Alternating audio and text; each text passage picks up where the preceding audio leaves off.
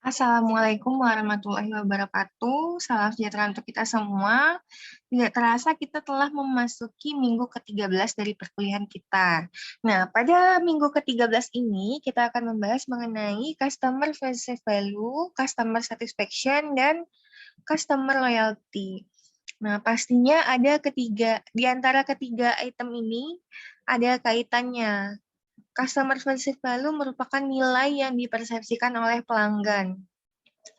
Nilai yang dipersepsikan oleh pelanggan ini nantinya akan berpengaruh terhadap kepuasan pelanggan. Kok bisa berpengaruh terhadap kepuasan pelanggan? Nah, nanti kita akan membahas mengenai total customer benefit dan total customer cost.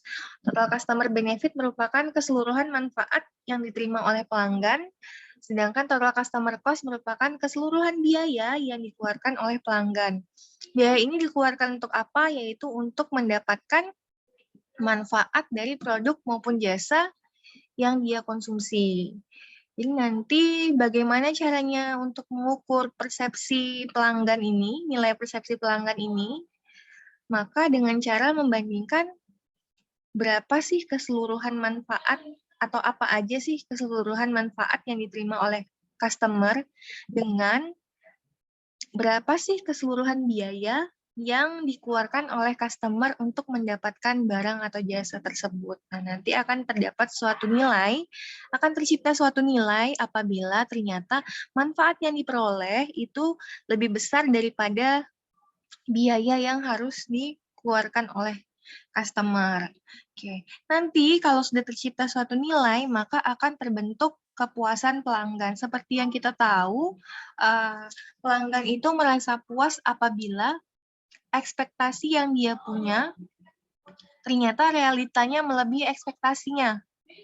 Ketika dia melakukan konsumsi produk maupun jasa, kalau misalnya ekspektasi dan realitanya ternyata yang setelah dibandingkan ternyata realitanya lebih baik, maka dia akan merasakan puas. Nah, seorang pelanggan yang puas selanjutnya akan tercipta loyalitas pelanggan. Loyalitas pelanggan, pelanggan yang setia, ada beberapa kategori dari pelanggan yang loyal.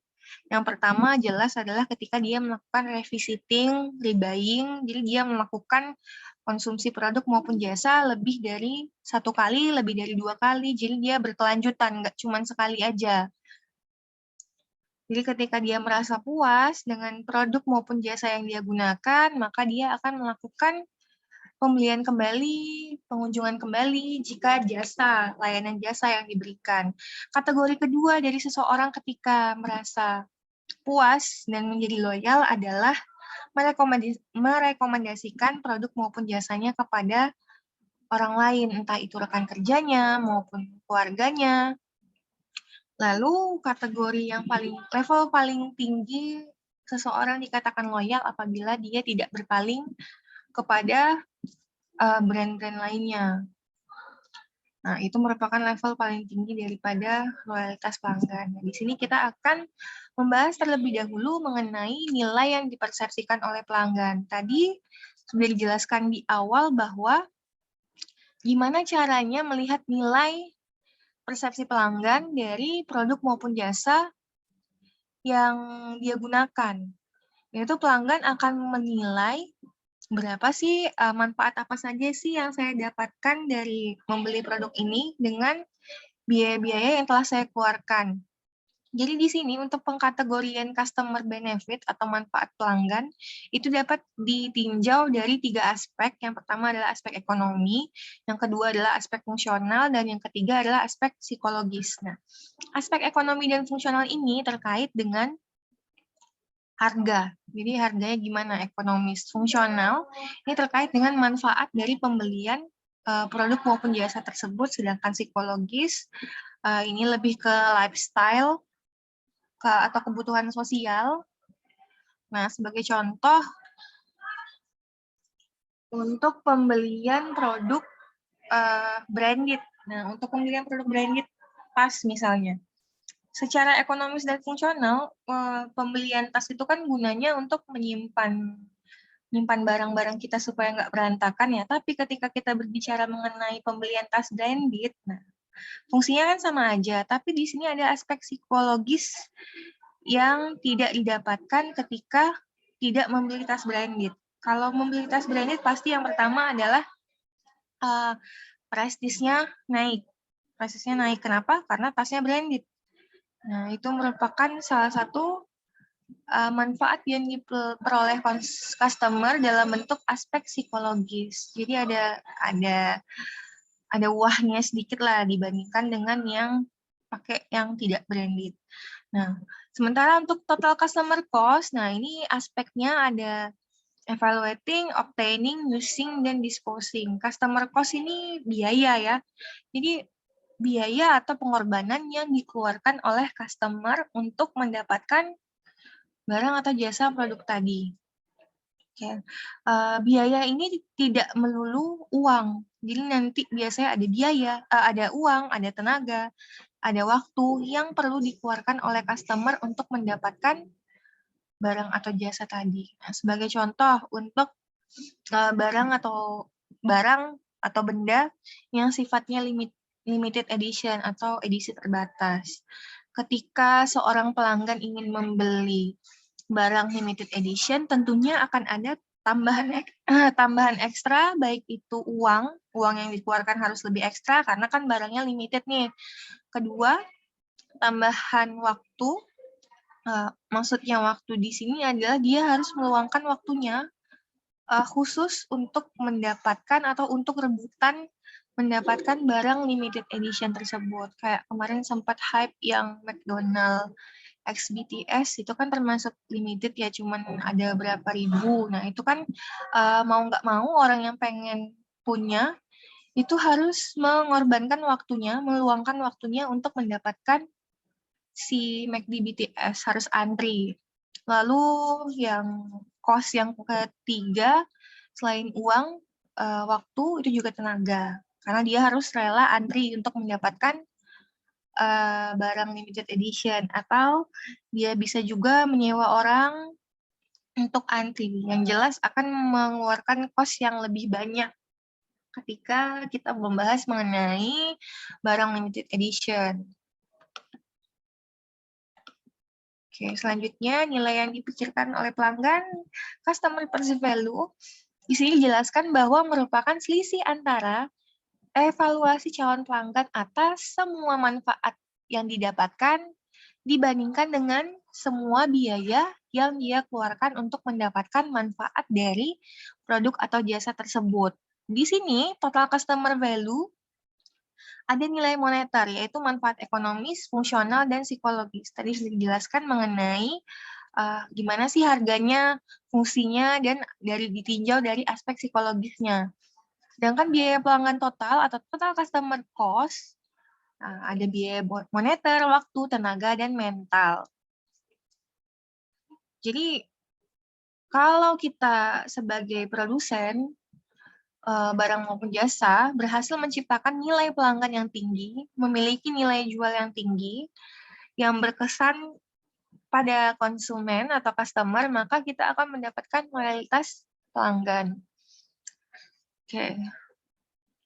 Di sini ada determinan atau yang mempengaruhi nilai persepsi pelanggan. Jadi ada dua, total customer benefit dan total customer cost. Apa saja aspek-aspek dari total customer benefit? Ada produk benefit, jadi dapat ditinjau dari manfaat produknya.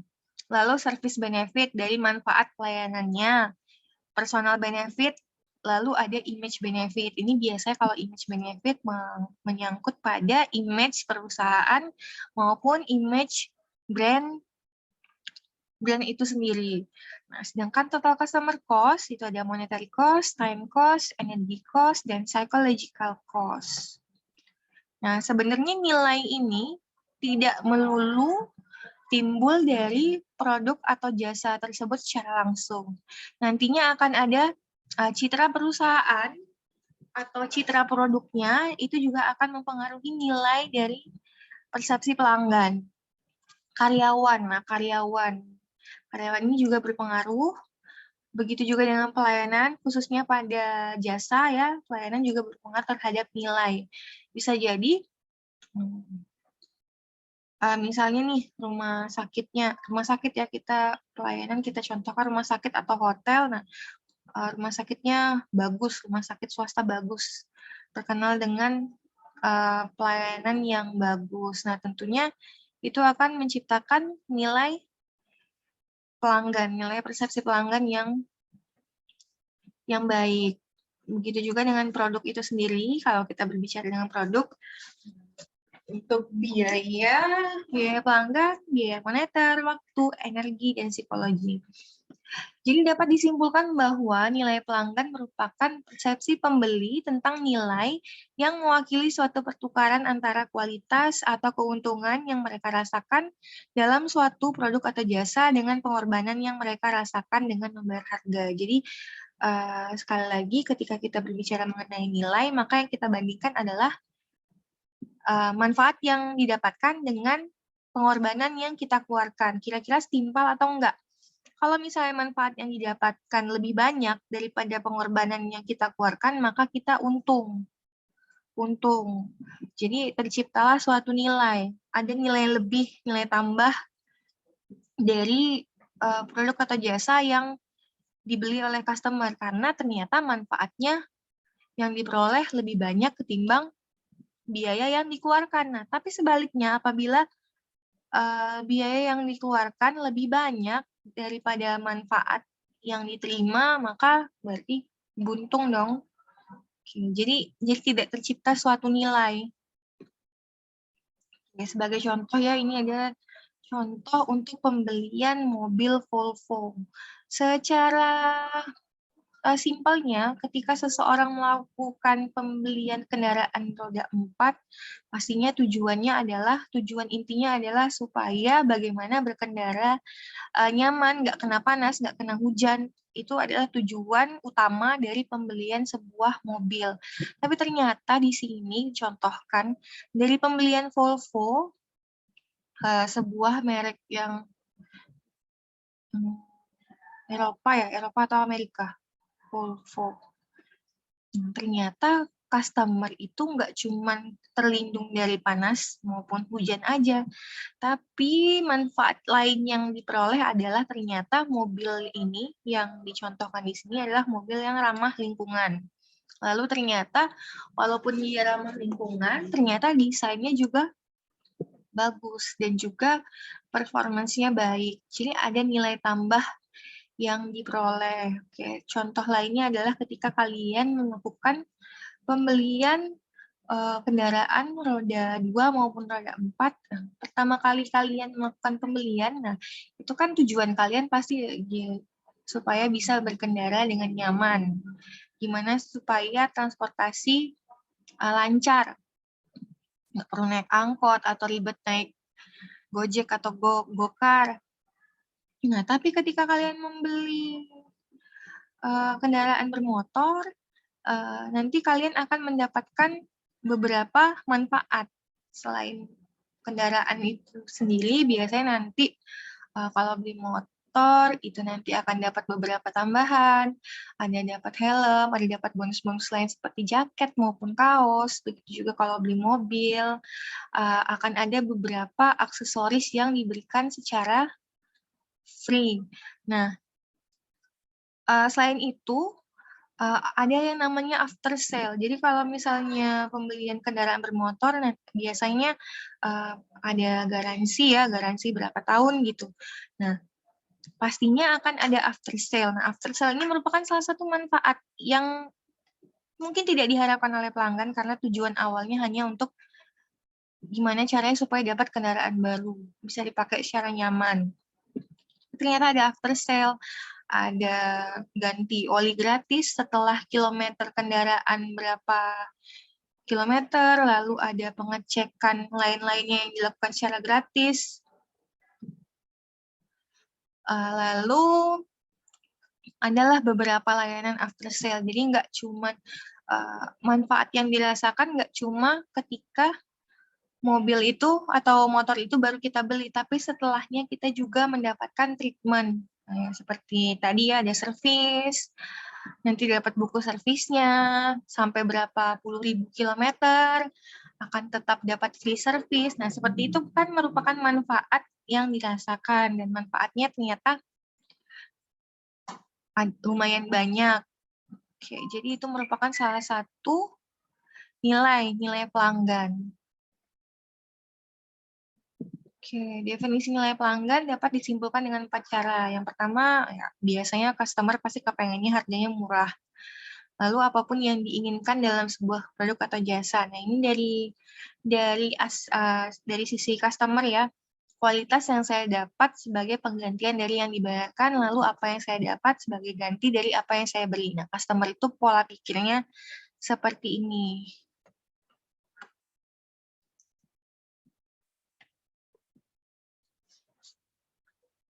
Oke, tadi sudah dijelaskan juga secara sederhana, maka nilai pelanggan adalah diperoleh dengan membandingkan customer benefit dengan customer cost. Perbandingan antara manfaat yang dirasakan pelanggan dengan pengorbanan yang dikeluarkan pelanggan. Tadi sudah saya contohkan sedikit untuk pembelian kendaraan bermotor. Nanti mungkin bisa kalian berikan contoh untuk pembelian produk maupun jasa apa lagi yang kira-kira dapat memberikan nilai lebih, yang dapat memberikan persepsi pelanggan yang positif. Nilai persepsi pelanggan yang positif. Tadi kan sudah saya contohkan untuk pembelian mobil. Mungkin nanti ada juga kalau contohnya jasa lain, mungkin hotel. Biasanya hotel kalau misalnya kita booking kamar, kita melakukan pemesanan terhadap kamar, nah kita kan kepengennya buat tidur ya atau istirahat. Nah, ternyata ada fasilitas lain yang disediakan oleh hotel selama kita terdaftar sebagai tamu. Nah, biasanya nanti ada fasilitas sarapan gratis, tapi nggak semua hotel menyediakan atau include dengan sarapannya. Oke, jadi kalau misalnya ada hotel yang menyediakan sarapan gratis, padahal tamunya awalnya cuma pengen tidur aja, nah berarti tercipta suatu nilai. Karena tamunya nggak ngarep nih dapat sarapan, ternyata ada sarapan gratis. Terus juga biasanya kan dapat fasilitas buat gym, lalu dapat fasilitas juga kalau mau berenang bisa, kalau terdaftar sebagai tamu. Oke, itu contohnya, nanti bisa kalian contohkan apa saja yang bisa menciptakan suatu nilai bagi pelanggan. Oke, ini adalah customer delivered value, yaitu nilai yang kita kirimkan kepada pelanggan. Oke, sama konsepnya.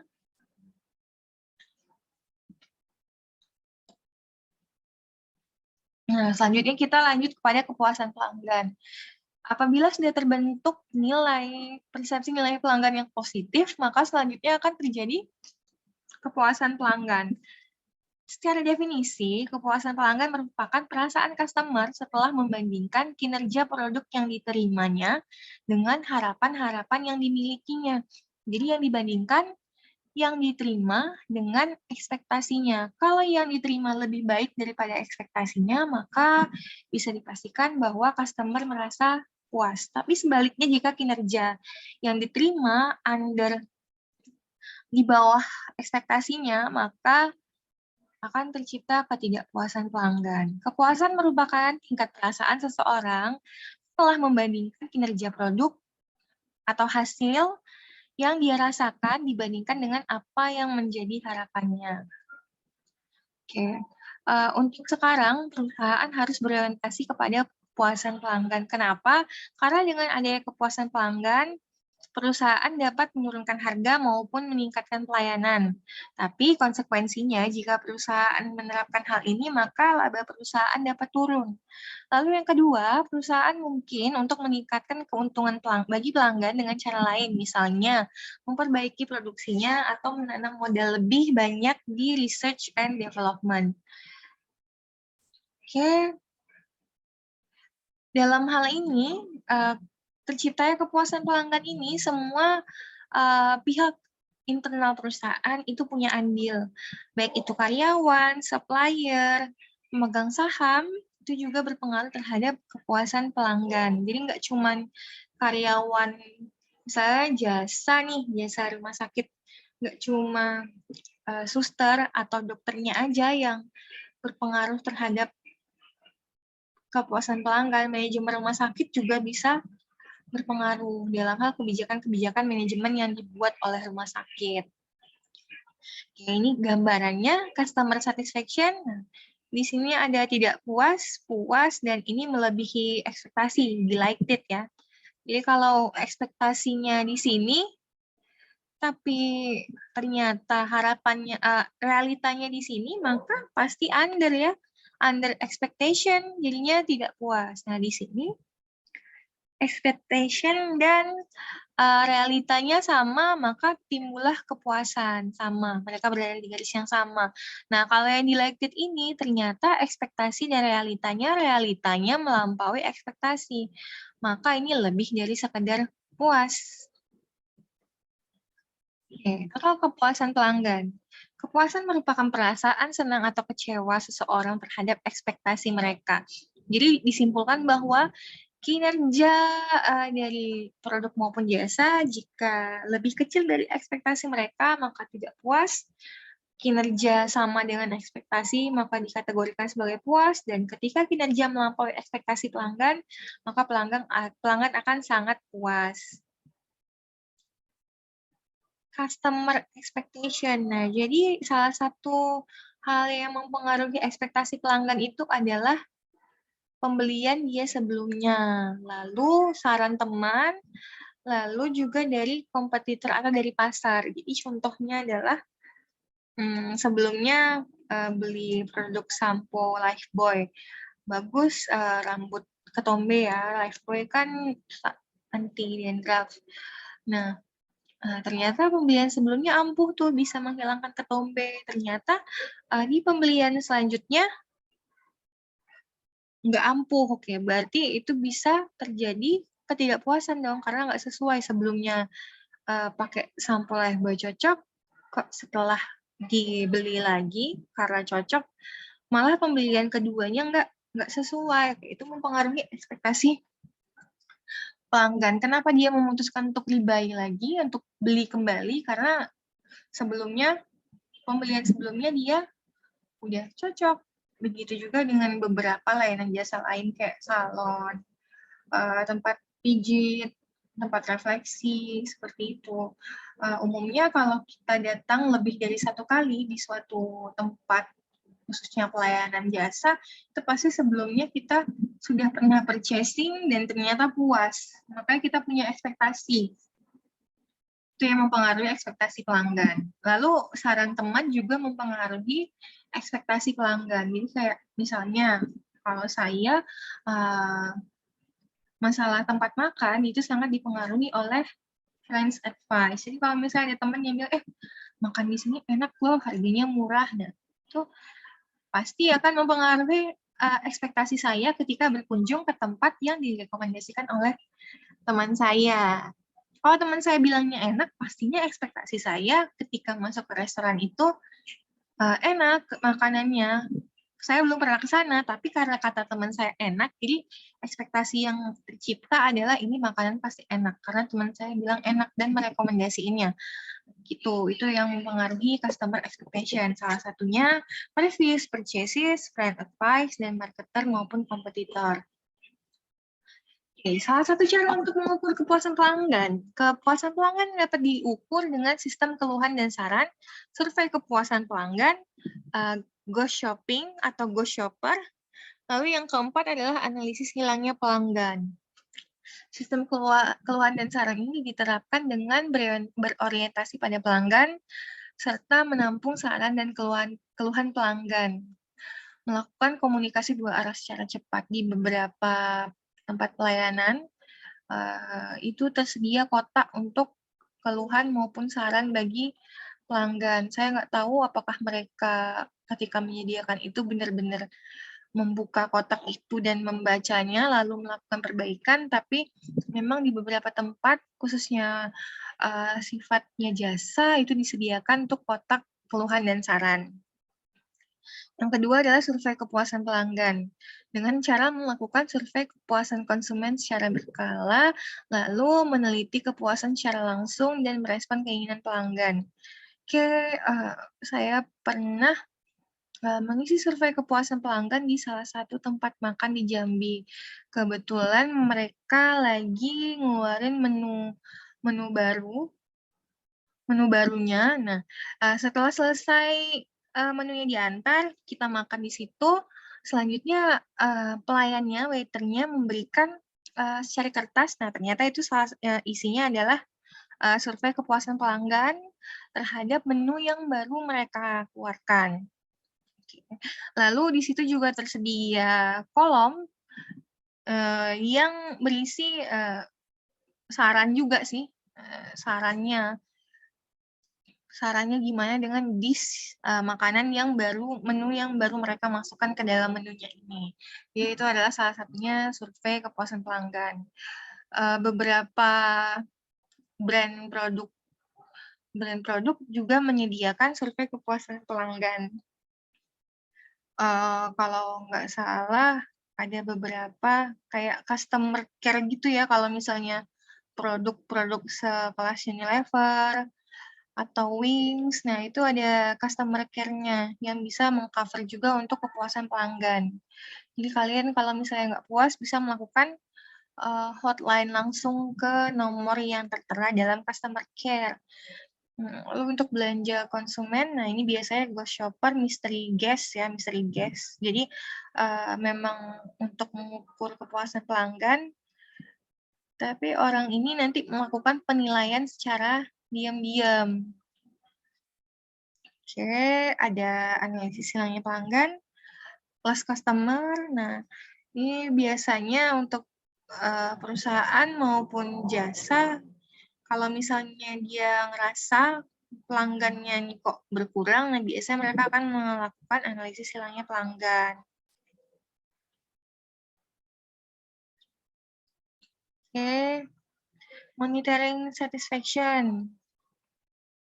Ini beberapa metode yang dilakukan untuk mengcover tadi ini, mengukur kepuasan pelanggan. Dengan cara menghandle customer complaint, melakukan teknik pengukuran, mengukur kepuasan dengan cara juga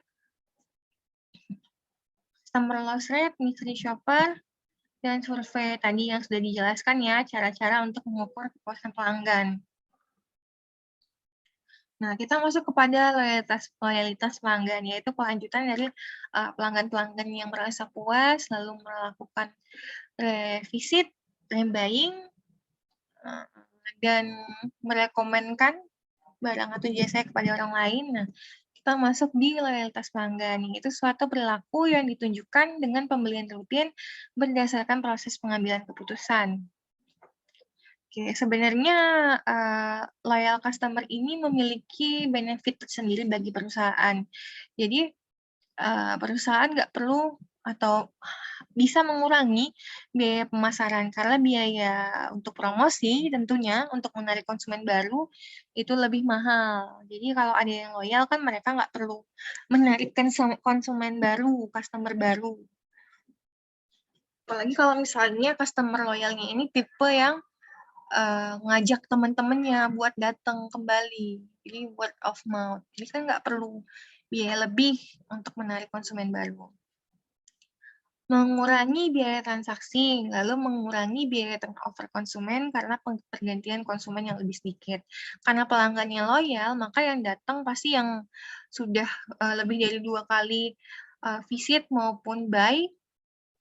Jadi mereka bisa mengurangi biaya turnover konsumen, meningkatkan penjualan silang yang akan memperbesar pangsa pasar, lalu word of mouth yang lebih positif dengan asumsi bahwa konsumen yang loyal juga berarti mereka merasa puas. Lalu pelanggan yang loyal ini menguntungkan perusahaan dalam aspek mengurangi biaya kegagalan serta biaya penggantian. Oke, karakteristik dari konsumen yang loyal, yang pertama adalah melakukan pembelian ulang secara teratur, repeat purchase, mengajak orang lain, lalu menunjukkan kekebalan terhadap produk pesaing. Termasuk susah ya untuk ya benar-benar loyal dengan cara nggak pakai brand maupun nggak menggunakan jasa dari kompetitornya, tapi tetap setia pakai satu brand maupun satu merek jasa. Lalu lebih lanjut dari konsumen yang loyal, dia akan membeli di luar lini produk atau jasa.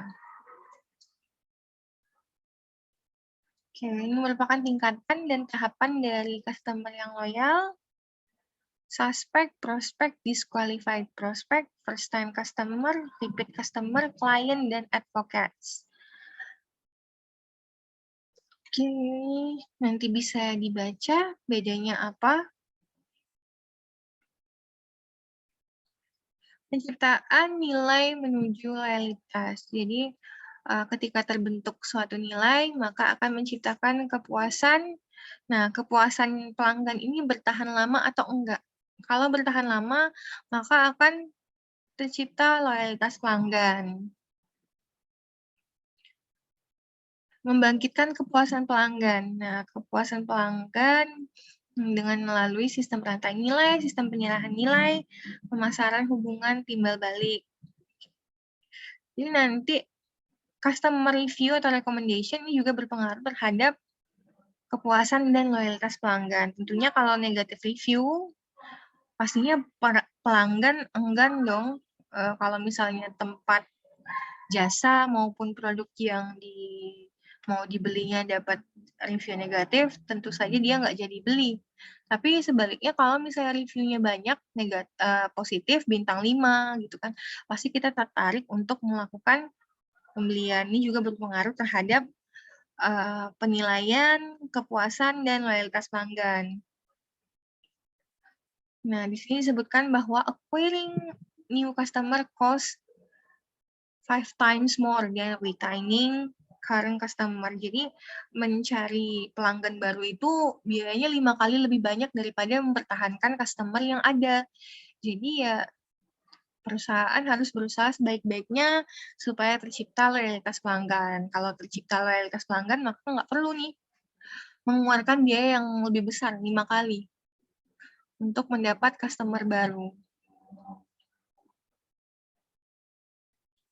Oke, attracting and retaining customer. Harus ada pengukurannya. Oke, tadi sudah dijelaskan juga membangun loyalitas pelanggan. Salah satunya loyalitas pelanggan juga dapat tercipta dari membentuk program loyalty, develop loyalty program. Jadi mungkin ada beberapa tempat makan yang menggunakan membership ya. Membership itu apa gunanya? Pastinya ada beberapa manfaat yang diperoleh kalau punya membership di suatu tempat makan. Tidak menutup kemungkinan ada tempat-tempat pelayanan jasa lainnya juga menyediakan membership program. Membership program salah satu manfaatnya biasanya diskon atau biasanya kalau ulang tahun dapat privilege tersendiri. Biasanya seperti itu ya, salah satu supaya pelanggan loyal. Di beberapa tempat makan itu menerapkan kayak stem gitu, berapa kali beli dapat stem. Nanti di stem ke-10 dapat apa. Nah, atau nanti ketika pembelian makanan secara akumulatif mencapai 1 juta, maka akan mendapatkan membership yang memberikan manfaat yang lebih ketimbang pelanggan yang nggak member. Seperti itu kan bisa menciptakan loyalitas pelanggan juga. Dan pelanggan juga tertarik untuk menjadi member karena ada kelebihan yang didapatkan kalau mereka menjadi member. Oke, ini merupakan database dan databases and database marketing. Biasanya ini perusahaan atau jasa tertentu punya customer database yang isi di dalamnya adalah name, address, telepon, lalu ada histori pembelanjaan. Oke, saya rasa itu aja sedikit penjelasan mengenai customer perceived value dan customer satisfaction serta customer loyalty. Nah, coba Dalam pertemuan kali ini, yang mau saya kasih sedikit tugas untuk kalian. Nah, coba kalian deskripsikan produk atau jasa yang kira-kira memiliki nilai. Tadi kita sudah membahas mengenai customer perceived value atau nilai yang dipersepsikan oleh pelanggan. Nah, coba kalian bahas produk atau jasa yang memiliki nilai di mana manfaat yang diberikan oleh produk atau jasa tersebut lebih besar daripada cost yang kalian keluarkan. Mungkin kalian sudah pernah melakukan transaksi pembelian produk atau jasa tersebut. Nah, maka bisa kalian contohkan apakah itu produk maupun jasa. Tadi sudah saya contohkan juga untuk hotel, untuk mobil. Nah, nanti kalian jelaskan produk yang akan kalian bahas, lalu kalian bahas nih, kenapa bisa tercipta nilainya, nilai pelanggannya. Kunci dari tercipta nilai pelanggan, manfaat lebih besar daripada cost yang dikeluarkan. Jadi nanti bisa kalian tulis tangan, singkat aja.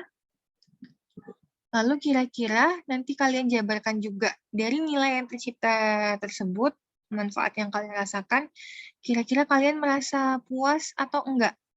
Puas atau enggak? Tentunya akan lebih baik jika kalian menjelaskan produk atau jasa yang memang benar-benar sudah pernah kalian gunakan. Jadi kalian bisa lebih jelas lagi menjelaskannya. Nanti kaitkan juga dengan customer loyalty. Setelah kalian merasa puas terhadap konsumsi produk atau jasa tersebut, nah kira-kira kalian loyal atau enggak? Atau masih berpaling juga ke brand lain. Jadi mungkin itu saja. Nanti kalau misalnya memang ada yang tidak jelas, bisa menghubungi saya langsung melalui ketua kelas. Demikianlah untuk perkuliahan kita hari ini. Wabillahi taufiq wal hidayah. Wassalamualaikum warahmatullahi wabarakatuh.